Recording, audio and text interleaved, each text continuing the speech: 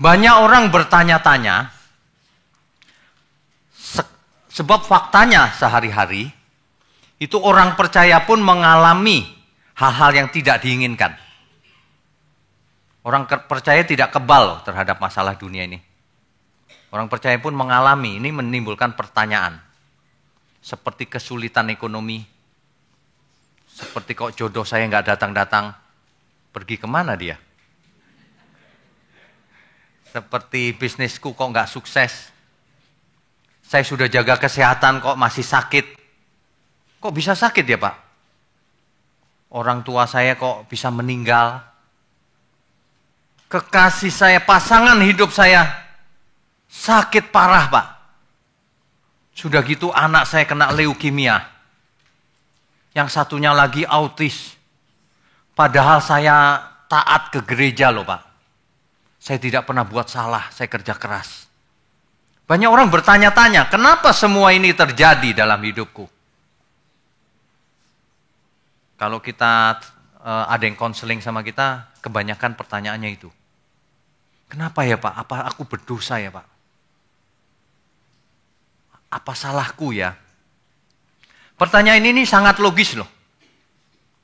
Pertanyaan ini sangat logis sebenarnya. Jadi harus dijawab dengan benar. Harus dijawab dengan benar. Kalau seseorang sudah taat, kenapa hidupnya masih susah? Kok tidak berlimpah-limpah? Kok tidak kaya raya? Sehat tidak pernah sakit, umur panjang. Kok faktanya begitu ya? Hamba Tuhan pun masih muda sudah mati. Padahal hamba Tuhan, dipakai Tuhan. Matinya sengsara lagi. Ginjalnya rusak. Kanker paru-paru, jantungnya mampet. Harus bypass. Faktanya begitu. Jadi kalau ada teologi yang mengajarkan hidup Kristen itu enak, sukses, kaya raya, itu halusinasi. Karena faktanya tidak begitu dunia ini. Teologi yang benar itu sesuai dengan fakta. Ada amin ya? Sebab Alkitab kita itu sesuai fakta. Bukan hanya menghibur, tapi kosong. Realitanya bagaimana? Jadi bagaimana ini? Di mana keadilan Tuhan? Ada orang yang bertanya begitu. Apakah dunia ini tidak berhukum? Atau bagaimana? Tolong dong Tuhan, jelaskan, aku mau tahu. Bagaimana? Inilah salah satu pertanyaan yang paling sulit dijawab. Baik secara teologis, filosofis, maupun secara sains, ilmu pengetahuan. Sulit menjawabnya. Kenapa dunia ini seolah-olah kok tidak ada aturan mainnya? Orang yang jahat makin berkuasa. Makin sok-sokan dia. Makin sembarangan menindas orang. Tapi sehat-sehat aja tuh. Hari ini. Waduh. Ini menimbulkan sakit hati bagi orang yang percaya. Hatinya sampai tertusuk-tusuk. Kenapa ya Tuhan? Ada sakit tanda kutip. Sampai sesak dada. Kenapa ya gereja dibakar? Kok tidak ada geledek turun dari langit? Orang-orang itu disambar geledek aja sekalian. Enggak tuh, enggak terjadi apa-apa. Orang itu menghina nama Yesus, juga enggak terjadi apa-apa. Ya, malah menang seolah-olah. Pertanyaan ini benar-benar sulit dijawab. Banyak orang berusaha menjawabnya tapi tidak satu pun memuaskan. Contohnya ya. Contohnya begini, banyak jawaban yang klise. Contohnya begini, kalau ada seorang ibu ditinggal mati anaknya. Padahal anaknya masih kecil. Ibu ini bertanya, kenapa ya Tuhan? Ada orang yang menjawab, itu rencana Tuhan Bu. Rencana Tuhan pasti baik. Ibu ini pertanyaannya, saking gak berani aja ibu ini. Pasti ibu ini nanya dong, baik apanya? Anakku mati, apa itu baik?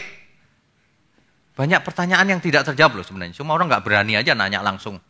Kalau pendeta sudah ngomong, itu rencana Tuhan Bu. Udah gak berani orang ngomong. Padahal masih bertanya, loh rencana Tuhan maksudnya bagaimana? Kan rencana Tuhan itu kalau umurnya panjang, dipakai Tuhan, sehat, kan gitu harusnya ya. Banyak pertanyaan. Makanya jawaban yang dibutuhkan itu bukan jawaban yang teori. Jawaban yang lengkap. Bapak Ibu kalau baca firman itu harus lengkap. Nggak boleh sebagian. Kalau hanya sebagian nanti nggak dapat jawaban yang lengkap juga. Makanya ya, fokuskan hidup kita mulai hari ini baca firman yang lengkap. Buktinya banyak orang percaya tidak punya anak. Sebagian anaknya cacat. Dan tidak pernah sukses ekonominya sampai akhir hayatnya. Ada yang begitu. Pendeta saja mengalami sakit jantung. Ya kan? Faktanya kan begitu. Ada yang lagi khotbah, serangan jantung. Mati mendadak. Ada. Kalau keadaan ini dibiarkan tanpa jawab, akibatnya akan, bagi beberapa orang itu akan marah.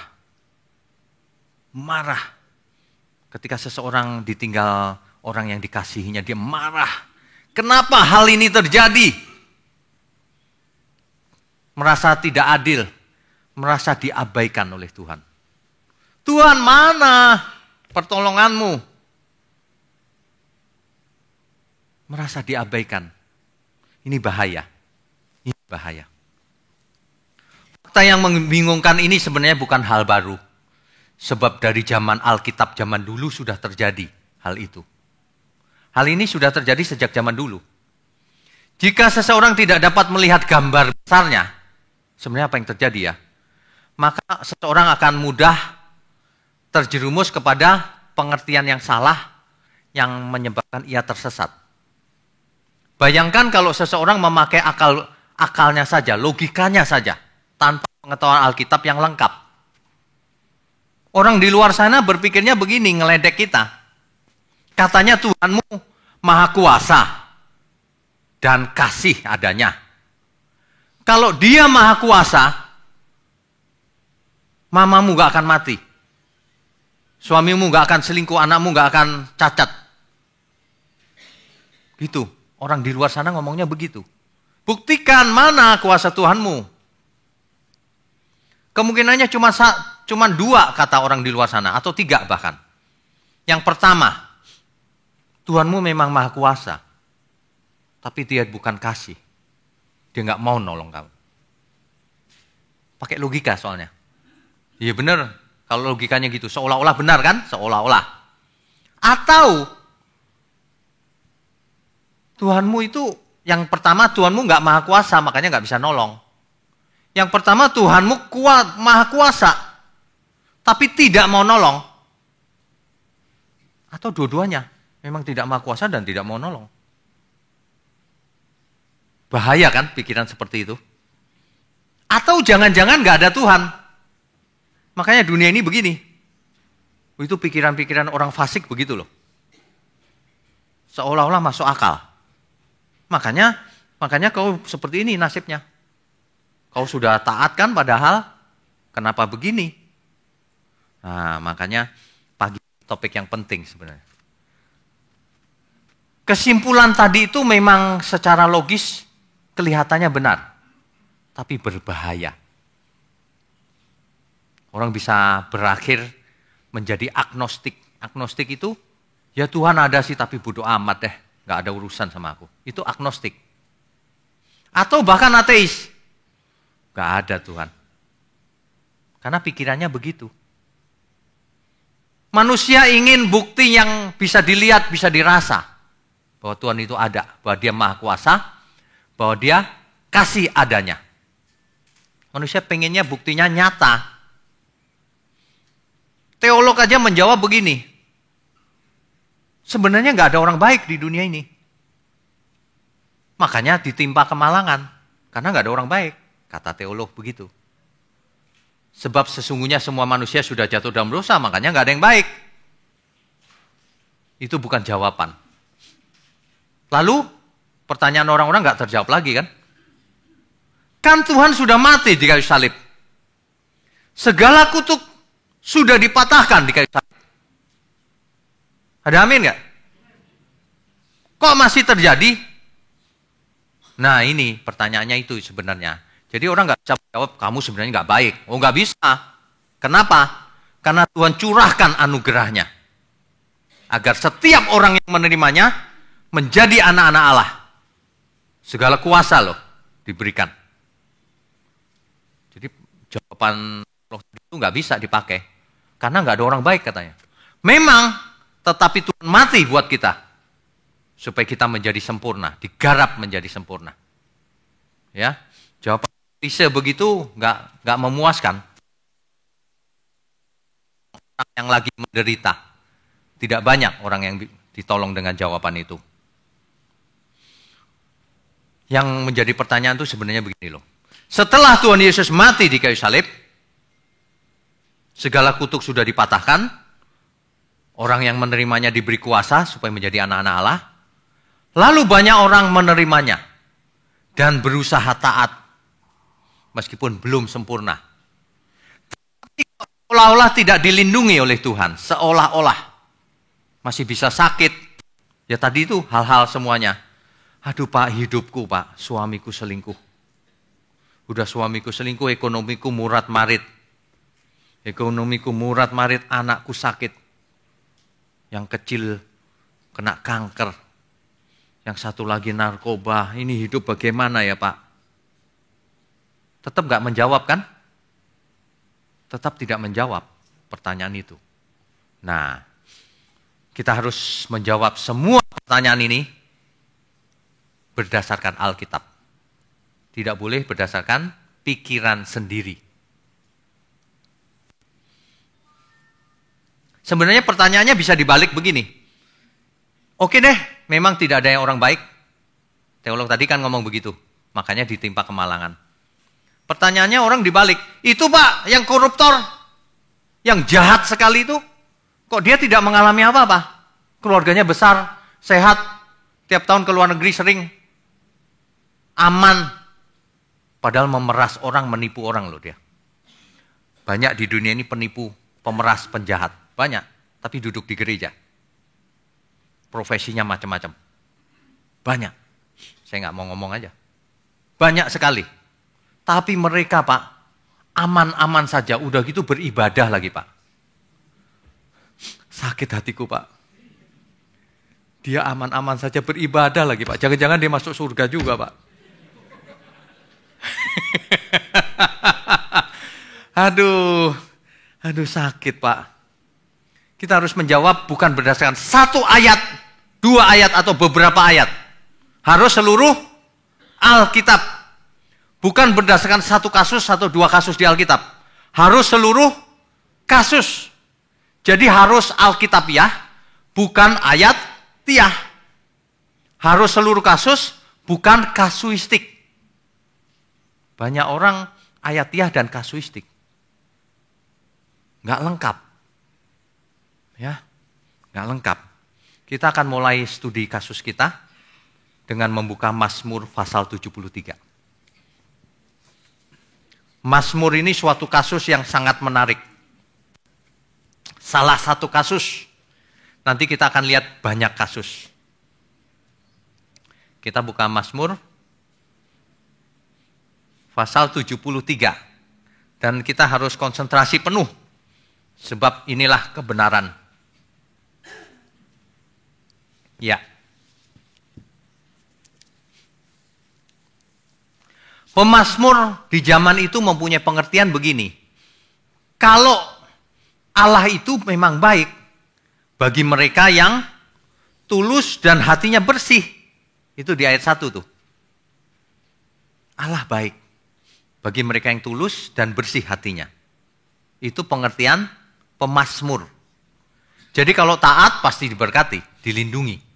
Kalau tidak taat pasti dikutuk, dihukum. Pengertian hari itu begitu. Justru itulah yang menyebabkan pemazmur bingung. Bahkan sakit hatinya. Mengapa? Karena justru yang sebaliknya. Ayat 3 kita baca. Sebab aku cemburu kepada pembual-pembual. Kalau aku melihat kemujuran orang-orang fasik. Ini dalam teks aslinya ya. Pemazmur cemburu Cemburu itu dipakai kata khine. Khine. Q-I-N-N-E. Khine bahasa Ibraninya.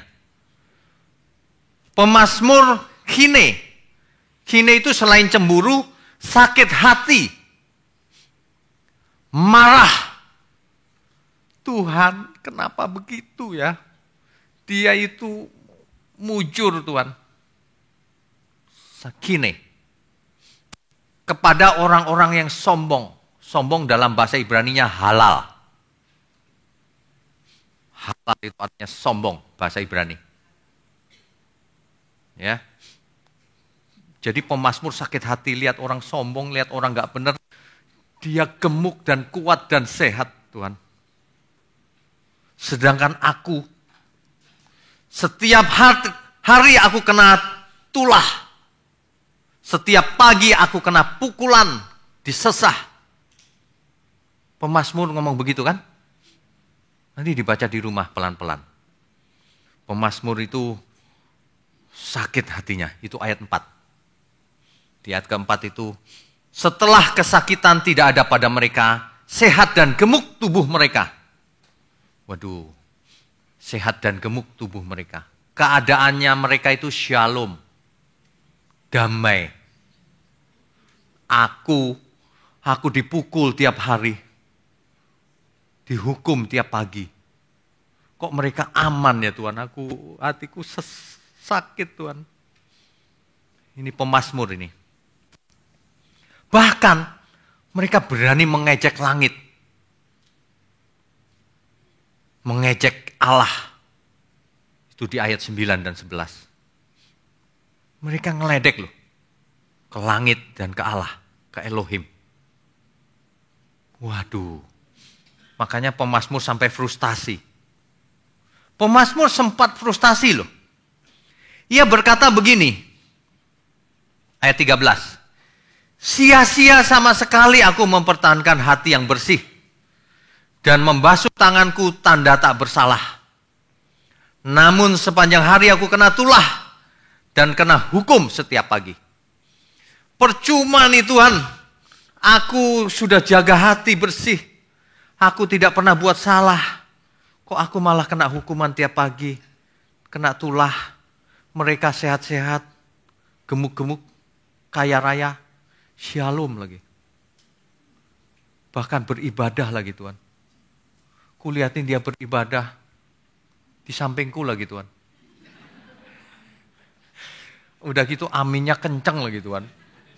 Aku saking sedihnya gak bisa amin Tuhan malam. Ini banyak pertanyaan loh. Ya kasihan ya. Kasihan manusia yang tidak mendapatkan jawaban. Makanya sebenarnya Tuhan sudah menjawab. Manusianya yang gak mau. Ya, ikuti terus sampai akhir. Ya.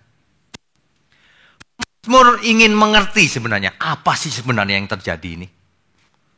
Sebab tidak mungkin Allah tidak baik.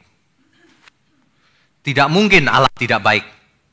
Pemazmur ingin mengerti apa yang sebenarnya terjadi. Tetapi ia tidak bisa mengerti. Ayat 16. Tetapi ketika aku bermaksud untuk mengetahuinya, hal itu menjadi kesulitan di mataku. Pemazmur ingin mengerti tapi tidak bisa mengerti. Di ayat-ayat berikutnya, untung pemazmur mendapatkan jawabannya. Di ayat ke-17.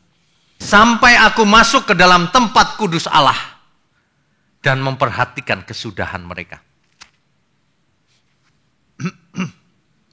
18. Sesungguhnya di tempat-tempat licin kau taruh mereka, kau jatuhkan mereka sehingga hancur. Rupanya shalomnya mereka itu berakhir dengan kebinasaan. Pemazmur baru mengerti ketika dia menghadap Tuhan.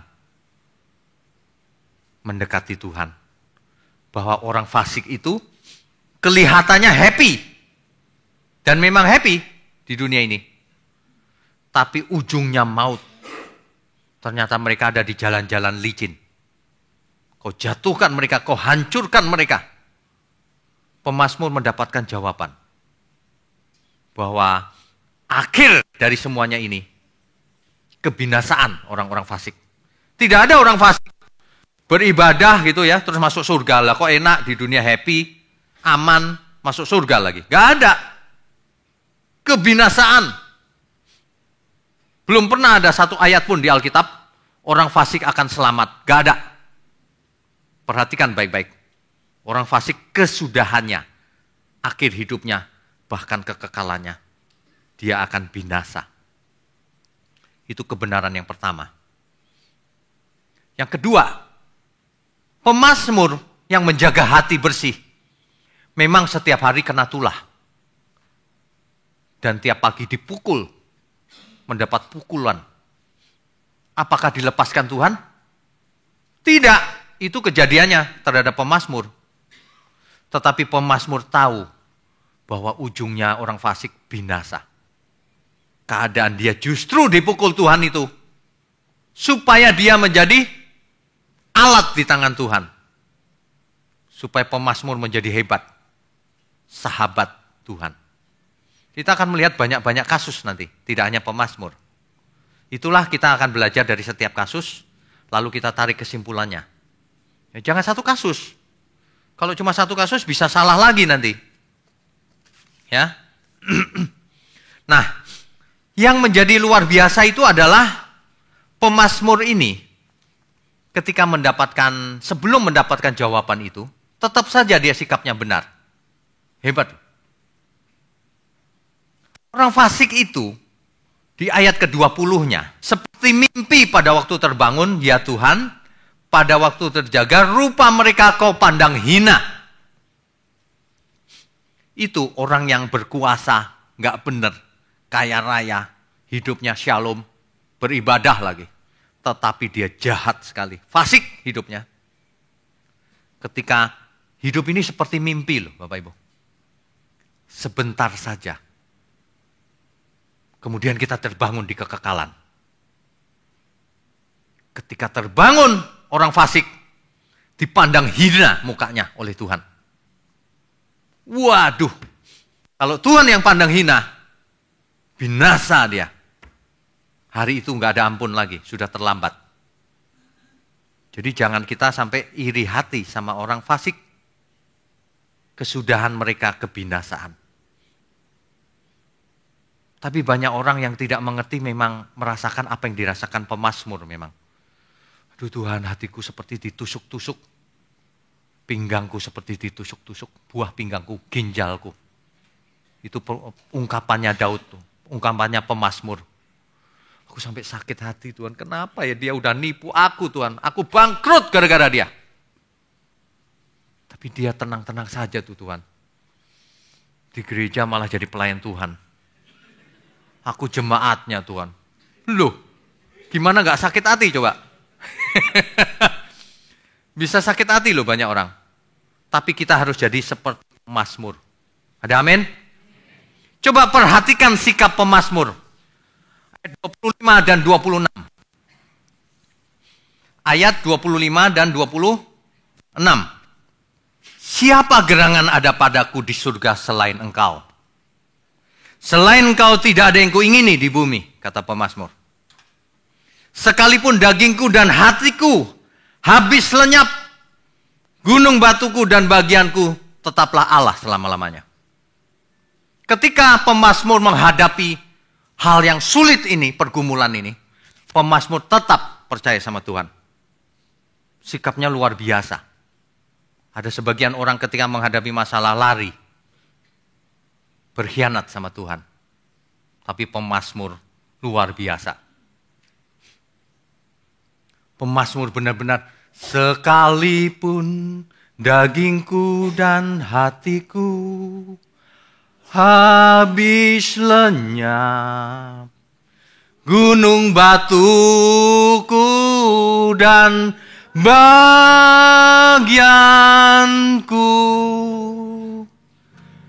tetaplah Allah selama-lamanya. Mestinya kita begitu loh. Sekalipun dagingku dan hatiku habis lenyap, gunung batuku dan bagianku.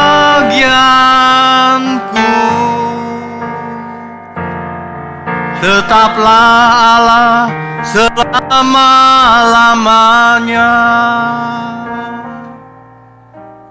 Mestinya begitu.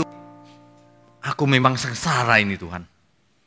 Tapi gak masalah. Sekalipun dagingku dan hatiku habis lenyap, tapi Tuhanlah gunung batuku. Kita beri kemuliaan untuk Tuhan.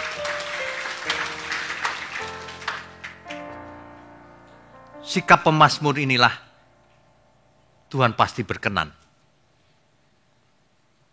Tuhan disukakan gak kalau ada orang yang kelihatannya tidak ada harapan, tapi dia menguatkan harapannya ke Tuhan. Tuhan pasti disukakan. Ini anakku. Kesengsaraan, tetapi ia menaruh harapannya bagiku. Itu seperti orang tua yang anaknya benar-benar percaya sama bapaknya. Kelihatannya aku kok gak dikasih apa-apa ya sama bapakku ini ya, kelihatannya.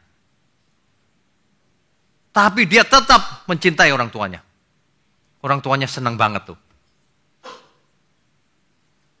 Belum ku kasih sesuatu loh padahal dia sudah cinta aku. Pemazmur ini sikapnya luar biasa.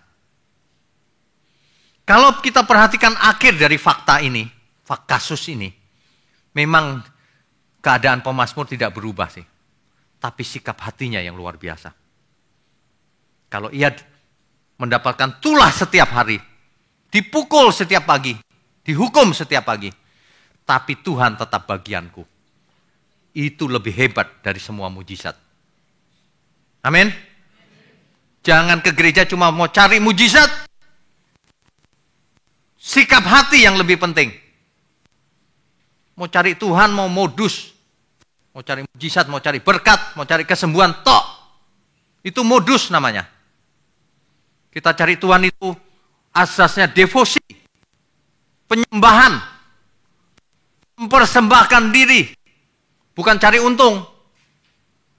Banyak orang ke gereja mau cari untung. Respon pemazmur benar. Ini yang luar biasa. Responnya benar, hebat. Kita belajar satu kasus dari pemazmur. Responnya begitu. Pemazmur meskipun menderita, tapi dia menguatkan percayanya. Kasus ini tentu saja belum menjawab semua kasus. Kalau seorang ibu tadi yang anaknya leukemia, ya tapi bagaimana Pak ini, hidup ini? Belum menjawab ya, karena baru satu kasus. Kita mesti lihat seluruh kasus yang ada di Alkitab.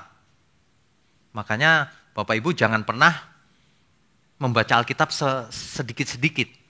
Saya sarankan ya, Bapak Ibu setiap hari, ini kan kertas A4 nih, dibagi 2, dirobek, kan jadi segini. Segini ini kalau dirobek-robek, kertas bekas aja nggak apa-apa. Jadi punya semacam buku, pas nih gedenya segini nih, enak. Baca satu perikop setiap hari.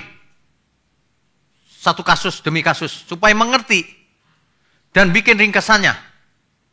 Pakai tulisan tangan, jangan diketik. Digambar kalau perlu. Satu hari satu lembar. Paling 10 menit. Tambah renungan 15 menit. 1 tahun udah ada berapa banyak? 365 halaman. Pasti luar biasa itu kalau dibaca. Perjalanan firman itu luar biasa. Banyak orang tidak melakukan hal itu. Coba dilakukan mulai sekarang. Serius. Dicoba. Toh cuma 10 menit, 15 menit. Ada amin? Dicoba. Nanti setahun lagi bersaksi apa yang terjadi. Pasti banyak hal yang luar biasa. Banyak orang mengharapkan mujizat terjadi. Kalau kita lakukan itu, mujizat banyak terjadi. Mujizat itu bukan cuma kesembuhan begitu. Mujizat itu Orang yang tadinya bebal pikirannya, lepas kebebalannya. Orang yang tadinya gelap jiwanya, jadi terang. Sembuh dari sakit jiwanya. Setiap orang itu banyak, ada sebagian sakit jiwanya masih ada loh. Harus dibersihkan oleh firman. Supaya mindsetnya berubah. Ya, amin. Kita lanjutkan.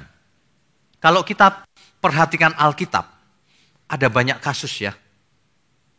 Kita akan lihat kasusnya satu persatu.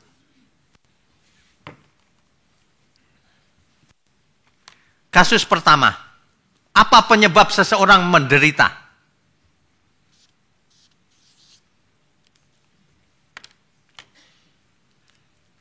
Yang pertama,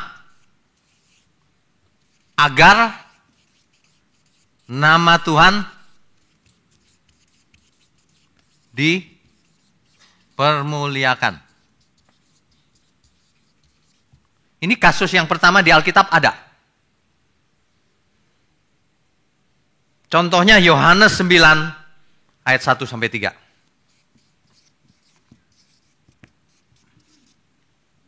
Contohnya, itu ada seorang buta yang butanya sejak lahir. Tuhan ditanya, salah siapa Tuhan? Bayi ini buta sejak lahir. Kan jadi menderita. Salah siapa Tuhan? Tuhan jawab.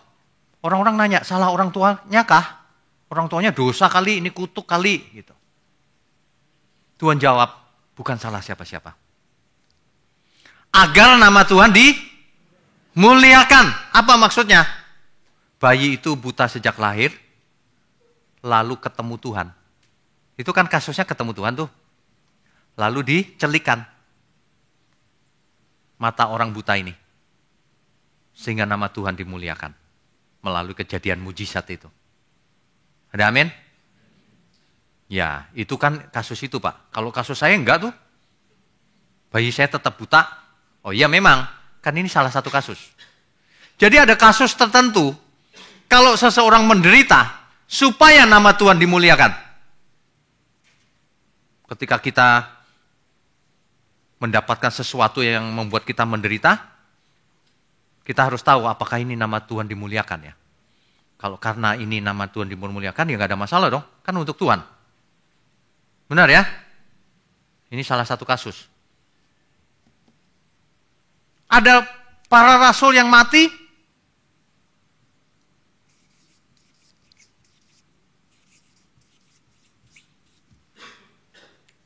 Untuk apa rasul-rasul menderita mati?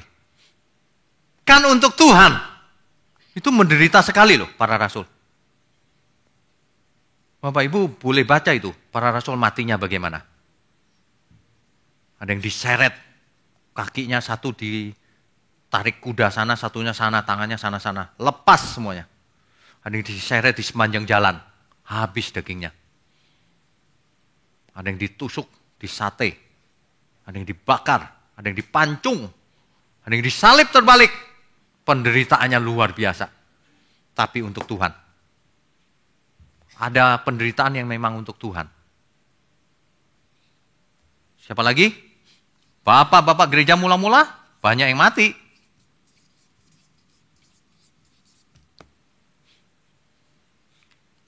Banyak yang mati. Ada seorang bapak gereja ditangkap di Roma, dimasukkan ke kandang singa. Dimakan habis sama singa. Tinggal dagingnya sedikit. Habis. Menderita. Berikutnya siapa yang mau menderita? Bagi Tuhan. Lagi ditunggu. Sebab yang bisa mengalahkan iblis ada dua bukan? Satu darah Yesus. Kedua darah orang-orang yang tidak mengasihi nyawanya. Tidak mengasihi nyawa, bisa sampai mati benar fisiknya. Bisa juga dalam hidupnya dia menderita. Karena mengorbankan diri untuk kemuliaan Tuhan. Amin. Ada banyak hamba Tuhan yang ke daerah mati dibunuh. Ada banyak kasus. Setiap kita kasusnya beda-beda. Ada orang jadi hamba Tuhan di daerah, perpuluhannya cuma pisang. Kekurangan. Menderita juga kan? Jangan dipikir jadi hamba Tuhan enak, belum tentu. Di kota banyak yang enak, iya, tapi yang menderita juga tetap ada. Kelihatannya aja enak. Tapi banyak hal yang mesti dikorbankan. Dan memang itu wajar. Kita harus mengorbankan diri untuk Tuhan. Setiap kita. Ya. Ini kemungkinan pertama. Kasus pertama. Kemungkinan kedua.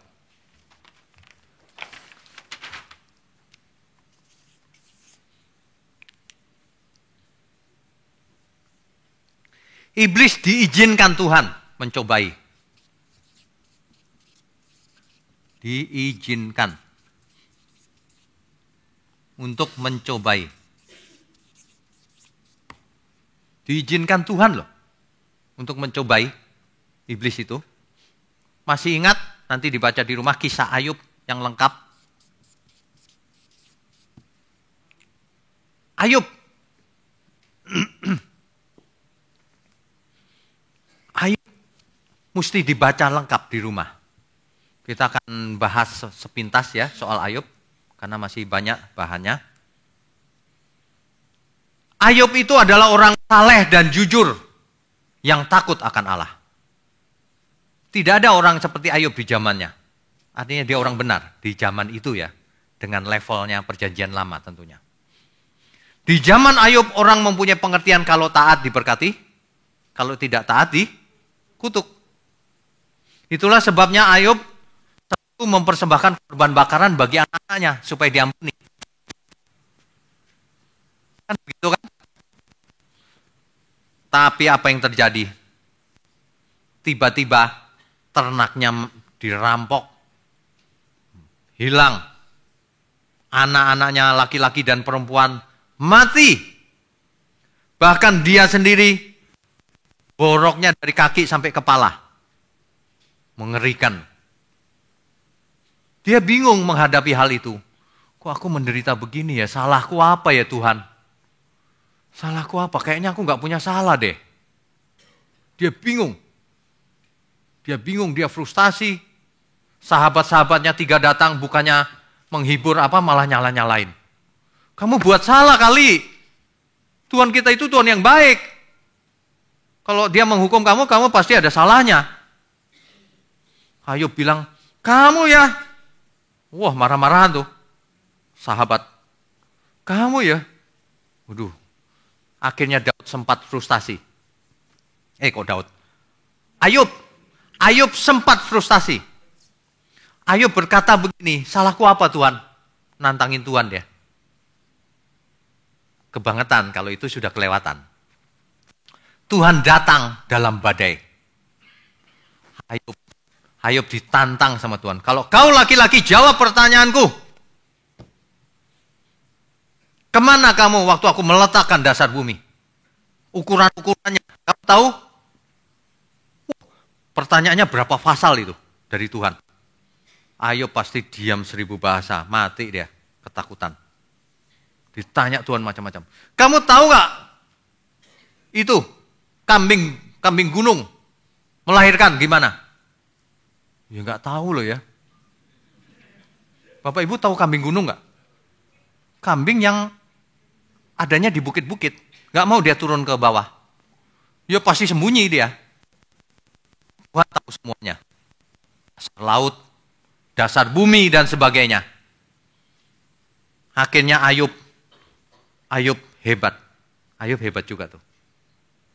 Ku cabut perkataanku. Kalau dulu aku mengenal engkau dari apa kata orang. Sekarang aku mengalaminya sendiri. Ayub mengalami Tuhan. Bahkan Ayub punya pengertian kalau ia menguji aku akan timbul sebagai emas. Ya. Sikap Ayub ini luar biasa. Akhirnya Ayub dipulihkan. Dipulihkan bahkan melebihi keadaannya yang dulu. Ayub umurnya cukup panjang. Akhirnya Ayub bisa melihat anak cucunya. Semua diganti, anak-anaknya lagi, punya anak lagi dan seterusnya. Hebat sekali ini, kisah ini. Kisah penderitaan itu biasanya orang membahas tentang Ayub. Kalau Ayub ini dibahas tersendiri aja udah luar biasa itu kalau di satu persatu ya kejadiannya. Intinya begini, penderitaan bisa terjadi karena iblis, tapi diizinkan Tuhan. Kenapa diizinkan Tuhan? Nah ini dia. Tuhan gak akan mengizinkan iblis mencobai orang yang tidak kuat. Setiap manusia diberi kekuatan untuk menang dalam pencobaan. Orang tidak akan dicobai melebihi kekuatannya. Itu prinsip utama dari Tuhan. Setiap orang tidak akan dicobai melebihi kekuatannya. Ayub, iblis diizinkan mencobai Ayub karena Tuhan membanggakan Ayub. Kan itu kisahnya iblis keliling dunia kan? Lalu mampir di meeting anak-anak Allah. Ditanya Tuhan, dari mana kau? Keliling dunia. Lalu Tuhan berkata, apakah engkau melihat hambaku Ayub? Dari perkataan itu mengisyaratkan, mengindikasikan bahwa Allah membanggakan Ayub. Ini hambaku Ayub. Dia orang baik, dia taat, saleh, bersih hatinya. Iblis ngeledek. Ya iyalah kau berkati dia. Coba dicabut berkatnya. Pagarnya dicabut. Pasti dia mengutuki engkau. Elohim, Allah ditantang sama iblis begitu. Tapi Allah bangga sama Ayub. Boleh kerjain, dia hambaku. Terbukti akhirnya Ayub menang. Jadi kalau ada orang percaya yang diizinkan mengalami pencobaan, itu artinya dia orang hebat. Ada amin? Itu artinya orang hebat. Jangan sampai jadi Kristen gini, aku kok gak ada apa-apa ya dari dulu ya. Enak hidupku. Sepi lagi. Itu tanda tanya besar loh. Ini prinsip dasar nih. Kalau seseorang ngalamin sesuatu, sedang diproses Tuhan luar biasa. Oke? Itu kasusnya Ayub. Itu baru kasusnya Ayub ya. Yang ketiga.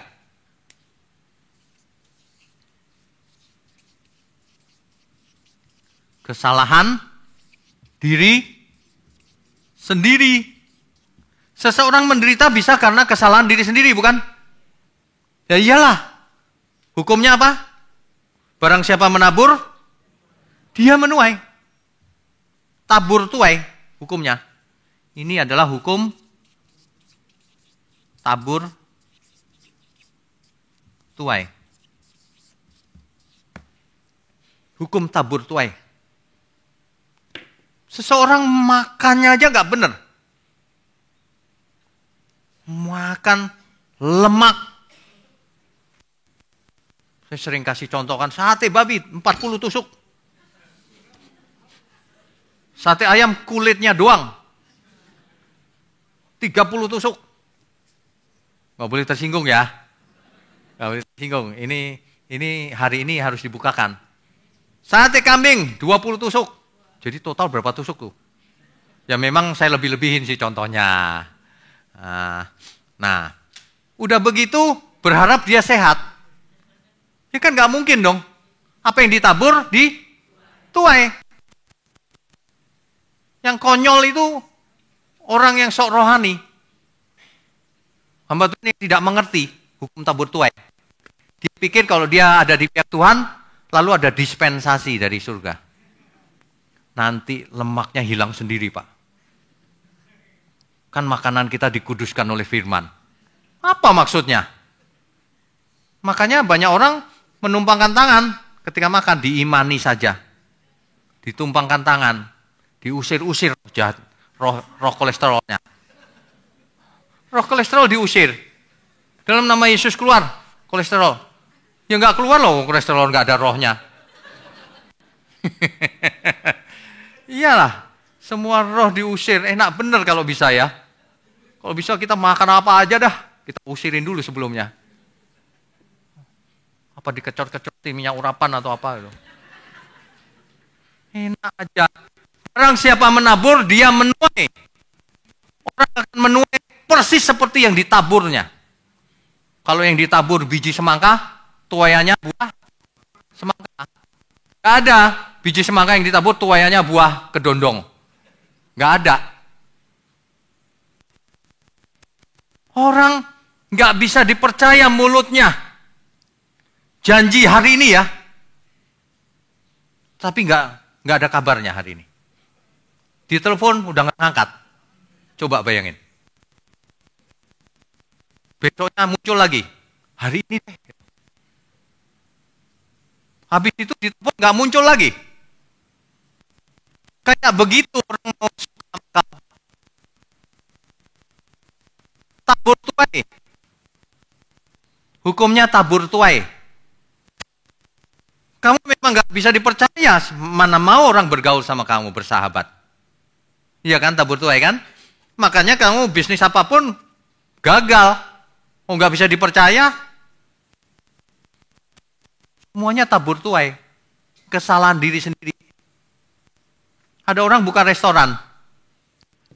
Supaya laris ya Pak. Tolong doakan Pak. Wah, dipikir saya penglaris kali. Didoakan bisa laris. Pernah loh saya makan di suatu restoran ya. Wah, kayaknya enak-enak nih. Pas saya mau makan kok bau ya. Tahu nggak bau apa? Piringnya itu dilap sama kain basah itu. Jadi baunya bau nggak karuan. Gitu mau laris, biar didoain 100 pendoa syafaat. Juga nggak ada yang mau datang. Tabur tuai, sebab akibat ya. Hukumnya tabur tuai. Kita itu mesti pinter. Jadi anak Allah yang mati harus belajar banyak hal. Kemungkinan keempat, penderitaan itu datangnya dari mana? Dari kesalahan orang lain.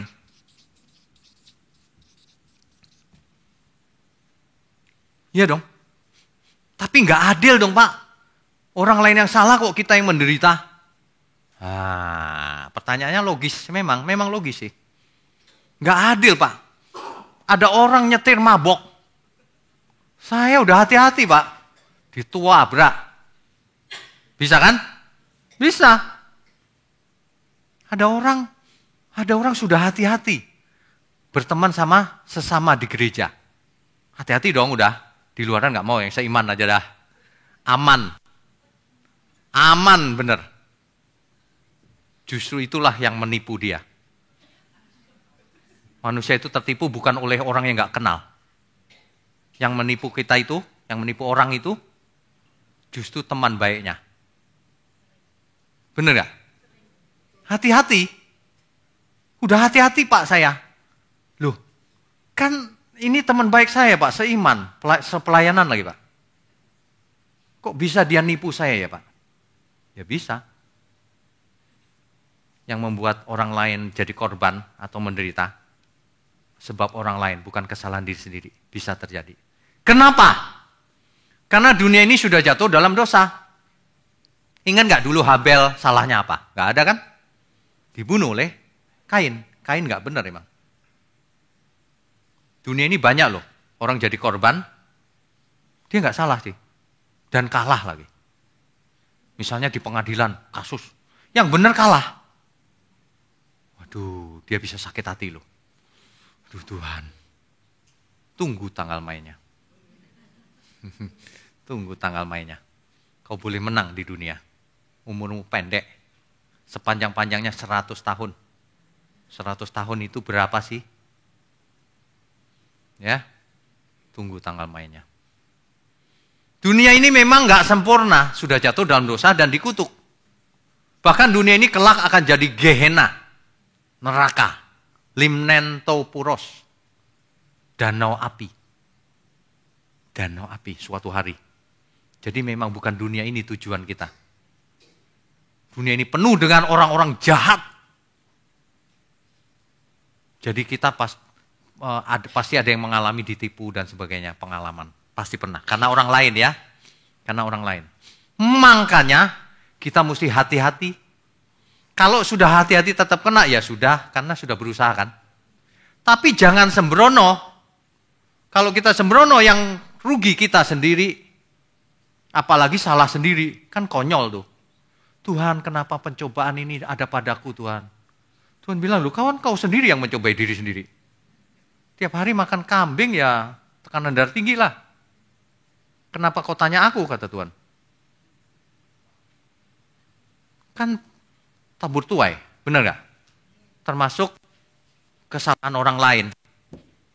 Kesalahan orang lain bisa menimpa kita, bisa. Tidak adil. Siapa yang bilang dunia ini adil? Tuhan gak berjanji loh, dunia ini akan adil sama kamu. Enggak. Kamu seperti domba yang diutus di tengah-tengah serigala. Pasti nggak adil. Dunia ini memang tidak adil. Ya, Tuhan nggak pernah janji dunia ini akan aman-aman saja. Enggak. Makanya ini mesti dibukakan nih. Yang kelima. Kemungkinan yang kelima. Yang kelima sih sederhana. Bencana alam. Karena faktor alam. Seseorang menderita kalau tsunami melanda rumahnya, semua mati kan menderita dia. Ya kan? Waduh kalau gitu saya nggak mau di tepi pantai Pak. Saya mau di gunung. Gunungnya meletus. Aduh, gimana ya Pak? Enggak, saya di tengah kota aja Pak. Gempa bumi. Mau lari kemana? Ayo. Enggak Pak, saya mau ngambang di angkasa aja. Alam semesta ini memang akan hancur. Bencana alam. Ya. Faktor-faktor di luar kita bisa terjadi. Yang membuat manusia menderita. Orang percaya kebal nggak terhadap bencana alam? Ya enggak. Kalau kena gempa ya kita jatuh. Kepleset juga. Ya. Keenam. Ada faktor keturunan. Genetik. Aduh Pak, orang tuaku kanker Pak. Jadi aku cenderung kena kanker juga. Betul. Ada faktor keturunan. Orang tuaku diabetes Pak. Aku cenderung diabetes nih. Betul. Ada faktor keturunan. Orang tuaku kasar Pak. Kasar. Jadi aku nurun sifatnya. Betul. Ada kecenderungan yang menurun. Tetapi ingat, faktor genetik itu kecil sekali persentasenya. Maksimum 15%. Maksimum yang saya baca selama ini. Gak ada yang lebih besar. Jadi kalau ada orang yang ngomong, oh kanker itu genetik. Salah. Faktor genetik betul ada. Tapi 15%. Sisanya, salahmu dewe. Sisanya salahnya sendiri. Kenapa? Kecenderungan itu malah dipupuk. Jadi subur. Kau udah ketahui bapaknya diabetes. Jaga makan. Pola hidup. Kalau gitu, orang tua saya sehat-sehat Pak. Gak usah jaga ya, salahmu sendiri. Jaga, semuanya milik Tuhan. Jangan cari penyakit. Gak dicari aja udah datang sendiri penyakit. Jangan cari penyakit ya. Genetik, faktor genetik ada tapi jangan jadi alasan. Aku dari sononya memang gini Pak, keras orangnya. Dari sono mana? Dari sono neraka maksudnya. Oh dari sononya. Justru tidak ada yang mustahil bagi Tuhan. Orang yang keras bisa jadi lemah lembut. Orang yang pendiam bisa jadi pintar ngomong kalau di dalam Tuhan. Orang yang kuper jadi luas di dalam Tuhan. Kalau seperti firman. Firman itu mengubah mindset. Itulah yang menyembuhkan sakit jiwa manusia. Injil itu kekuatan Allah yang menyelamatkan, kata Alkitab. Tidak hanya karakter duniawi. Ini seluruhnya menyelamatkan Injil itu. Mengenalkan tentang kebenaran. Makanya di luar Injil gak ada keselamatan. Masalahnya Injilnya harus diinterpretasi secara benar. Kalau interpretasinya salah, ya percuma juga. Dari Alkitab sih, tapi salah. Satu ayat. 2 ayat. Atau 1 kasus, bukan seluruh kasus. Apalagi milihnya perjanjian lama, capek deh. Kasus ke-7. Kasus ke-7 ini tidak diketahui. Masih ada kasus tertentu yang kita nggak tahu jawabannya. Ada loh. Kenapa ya Pak? Kenapa ya? Aku juga nggak tahu. Kenapa ya? Kita tanya saja kepada rumput. Banyak orang kenapa kita tidak bisa tahu segalanya? Karena nggak semua informasi kita punya. Ada yang tidak kita ketahui penyebabnya, kenapa kita menderita. Contoh sederhana, seseorang yang sudah menjaga kesehatannya habis-habisan, kok bisa kena stroke ya? Bisa loh. Tekanan darah normal, semuanya normal. Lu kok stroke ya? Wah kalau ditanya begitu ya saya nggak tahu juga sebabnya. Sebab di dalamnya kan kita nggak bisa lihat. Penyebab kecil aja bisa menyebabkan stroke loh. Pembuluh darah ada plak sedikit aja gitu, rontok. Dia jalan sampai ke pembuluh yang sempit kan mampet jadinya. Banyak kemungkinan, ya tidak diketahui. Jadi kalau kita belajar minimal sudah ada 7 kasus nih, padahal lebih loh sebenarnya. Ini kasus-kasus besar aja. Jadi kalau ada sesuatu terjadi pada seseorang atau pada diri kita, kita refleksikan, yang mana ya sebabnya ya. Kita harus tahu yang mana ya. Pelajaran ini, dari sini kita belajar bahwa jangan kita buat salah karena diri sendiri. Konyol itu namanya. Aku sakit kanker karena pola hidup sendiri. Kan konyol. Jangan. Biarlah semua faktor yang ada di tangan kita lakukan dengan benar.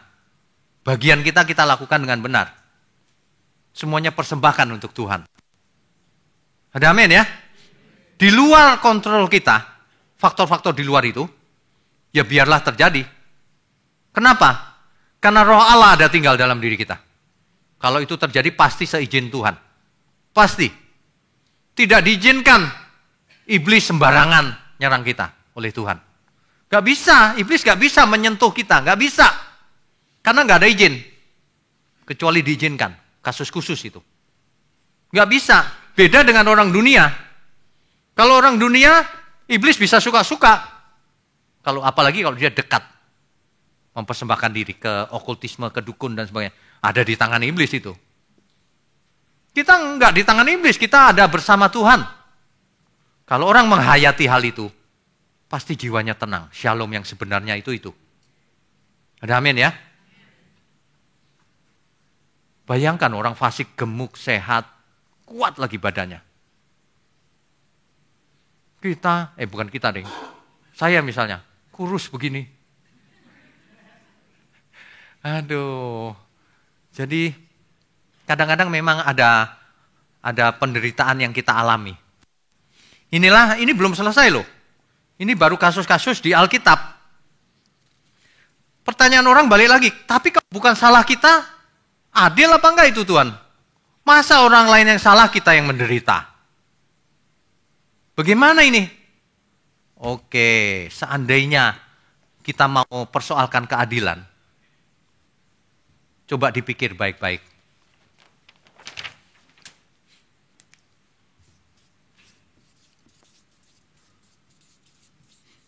Tuhan Yesus ada salahnya enggak?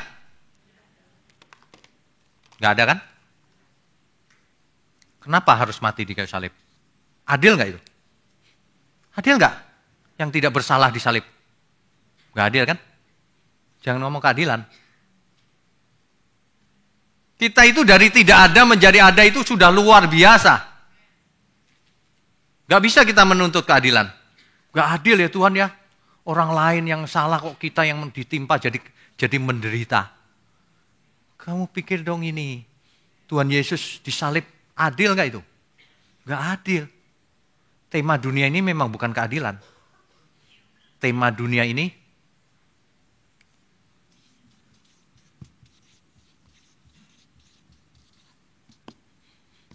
tema besarnya itu cinta kasih.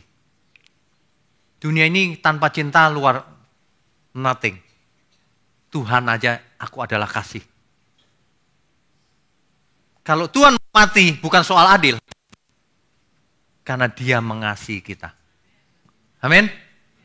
Bayangin kalau temanya bukan cinta kasih. Temanya benar-benar sebab akibat. Dulu Pak, dulu aku pernah nipu Pak. Sekarang bertobat. Ya tapi pernah nipu kan? Pernah Pak. Kamu nanti ya dibangkitkan sebagai tikus. Coba kalau begitu hukumnya. Kan kacau. Nggak ada cinta kasih kan? Sebab akibatnya. Enggak. Tuhan itu luar biasa, bukan soal keadilan. Kalau keadilan kita ditimbang, nggak masuk kita ke surga. Benar nggak? Bukan keadilan, ini cintanya Tuhan. Makanya jangan fokusnya diri sendiri. Banyak orang fokusnya diri sendiri, aku menderita Tuhan, aku ini, aku itu. Aku terus. Arahkan ke Tuhan semuanya. Tuhan sudah berikan cintanya. Apa respon kita? Itu pertanyaan mendasar loh. Apakah aku sudah meresponi cintanya Tuhan? Jangan sibuk, aku menderita Tuhan, gak bisa jadi orang kaya, aku pengen ini, pengen itu. Aduh. Jadi gak benar. Baru begitu aja kau mengeluh. Itu gak kokoh, gak hebat. Tuhan mati di kayu salib. Supaya kita semua selamat. Amin ya. Jadi penderitaan itu gak ada masalah harusnya kalau kita mengerti ini. Kalau kita mengerti ini, kita gak akan mempersoalkan keadilan. Ini jauh lebih hebat nih. Keadilan itu justru, kalau adil itu urat. Mata ganti mata, gigi ganti gigi. Tapi sekarang enggak. Salahmu apapun kuampuni. Tapi jangan buat dosa lagi. Aku yang tanggung, kata Tuhan. Ya, jadi kalau hari ini kita menderita, perhatikan baik-baik. Menderitanya juga enggak akan lama. Lah cuman seumur hidup, paling banter kita mati kan? Iya, enggak akan lama kok Pak. Tapi penderitaan zaman sekarang ini dibandingkan kemuliaan nanti yang kita dapat, nggak ada papanya penderitaan ini. Amin ya. Jangan sampai gara-gara menderita lalu menyeleweng, hilang kemuliaannya. Rugi besar. Itu bodoh namanya. Tahan semenderita apapun. Asal ada makanan pakaian cukup. Toh kita bukan cuma ada makanan pakaian, lebih juga. Kalau ada orang yang nggak bisa makan, kasih makan. Nggak ada masalah. Nggak punya pakaian, kita kasih pakaian. Tapi jangan bilang ke gereja, saya nggak punya mobil Pak. Kita kasih mobil. Mobil-mobilan. Yang kecil itu. Aduh.